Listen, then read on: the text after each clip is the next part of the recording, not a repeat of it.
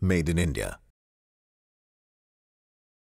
Arjun, you said, I asked him a question, that he climbed the peak, the youngest, impossible ever, set a world record to be the youngest guy to climb Mount Everest. And I said, what is the one prized possession you had that you didn't want to lose? He said, the national flag. And I said, what if you lost it before getting to the summit? What would go through your mind? And we're going to hear it from him. First, you can explain what you felt like when you banged it in. On the 22nd of May 2010 at 6:18 a.m. India time, the clock stopped, for me at least.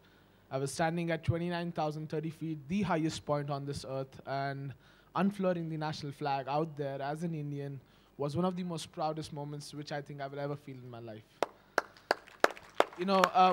It wasn't just me, because I wasn't just there alone. There were world-renowned climbers like Simone Moro, Conrad Anker, who have been like legends in the field of mountaineering. Appa Sherpa, who's like summited Everest 21 times.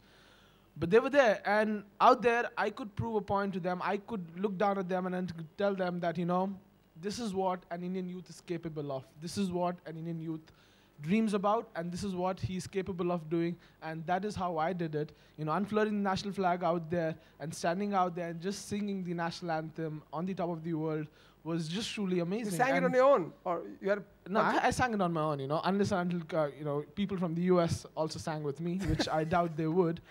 But that day I actually just didn't prove a point to the world, but that day I proved a point to my own fellow Indians who actually doubted me when I was going up there.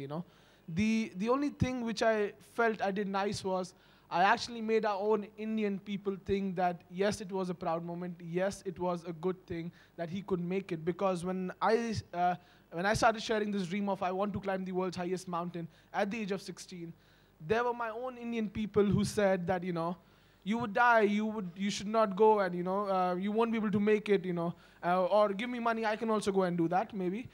So there were people like this, but I think they just maybe motivated me.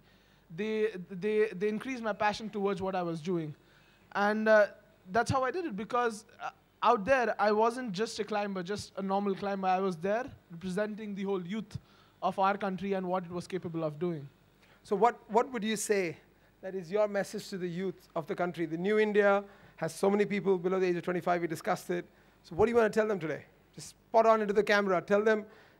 Well, to the people who are actually watching this, I would just like to say, life is too short. Like I was in Tibet like last year. I almost died. I was half paralyzed.